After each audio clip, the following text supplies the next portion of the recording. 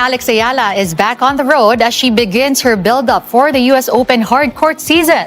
Alex Eala's New York homecoming. The crowd was already waiting. There is a striking thing happening before the 2026 US Open, and if you only look at the tennis, you might miss it completely. Across Queens, Jersey City, Long Island, and northern Bergen County lives a Filipino community of roughly 262,000 people. That is comparable to the population of a mid-sized American city. But this community was not created by tennis. It existed long before Alex Eala became a professional star. Families arrived for work. Nurses built careers. Engineers found opportunities. Parents brought children. Relatives followed through family reunification.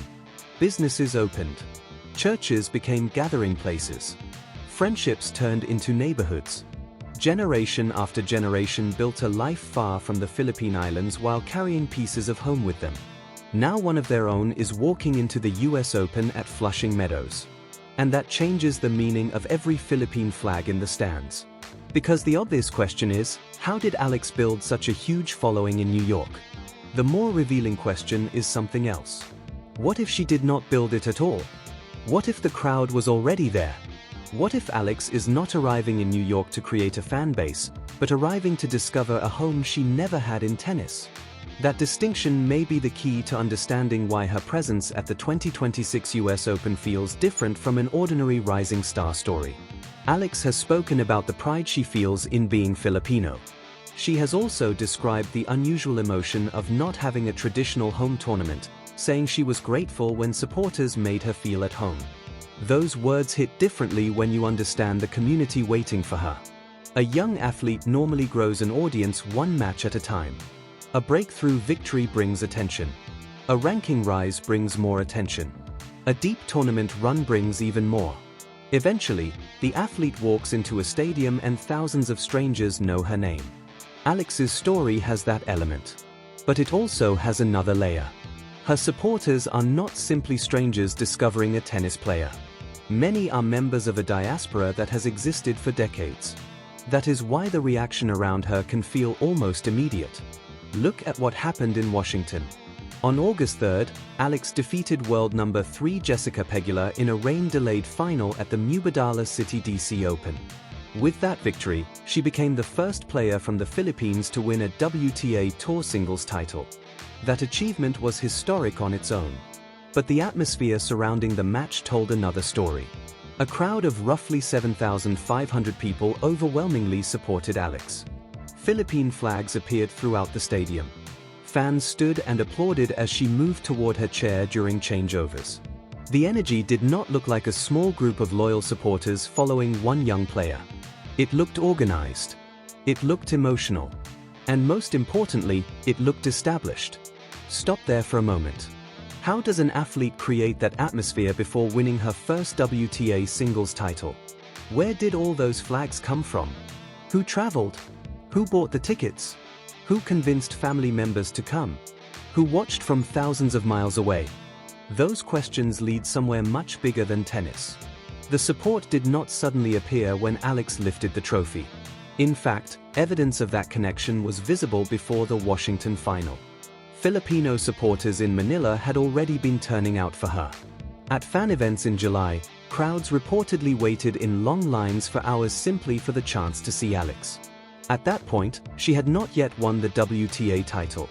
She had not yet reached world number 20. The achievement that would eventually dominate headlines had not happened. The people were already there. That is the clue. The trophy did not create the connection. It exposed how powerful the connection already was. And then something even more unusual happened after the Washington final.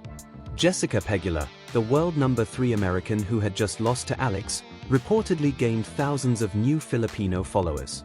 Think about how strange that is. In most sports, when your favorite player loses, the opponent becomes the person you wanted to defeat. You respect them, perhaps. You congratulate them. But you do not normally rush to embrace them as part of your own celebration.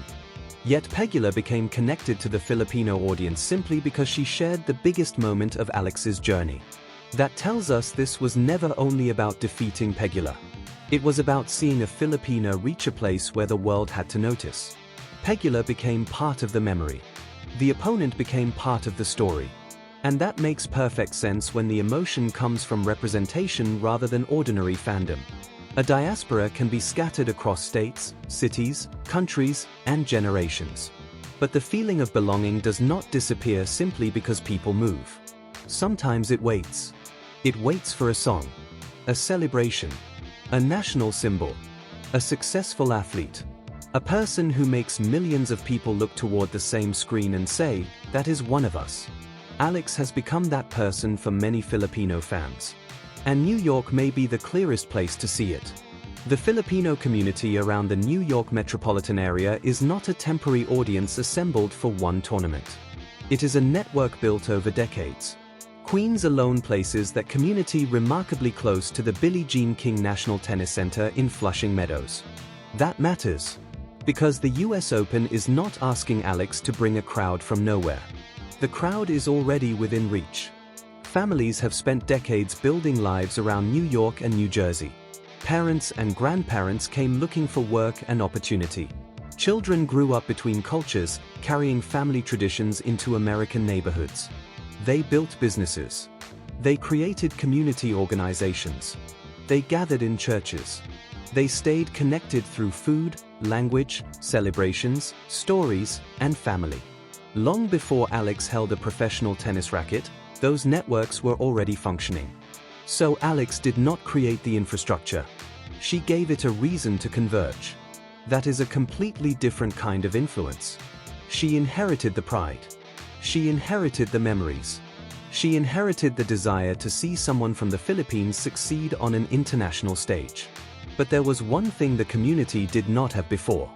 A young Filipina standing in front of the entire tennis world. Now they do. That is why a Philippine flag in the stadium cannot be reduced to marketing.